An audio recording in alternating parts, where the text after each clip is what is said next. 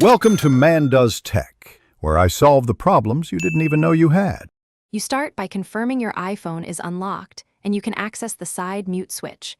That affects Ringer sound immediately. Once done, press a volume button so the on-screen volume HUD appears, then release. Next, open Settings and scroll to Sounds and Haptics, or Sounds on older iOS. I mention iOS version because menu names change. This gets you into the control panel, where the Ringer volume is explicitly adjustable. Now move to the specific adjustment steps.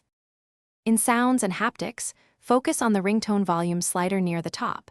Drag it left to lower or right to raise the Ringer level, and listen to the preview.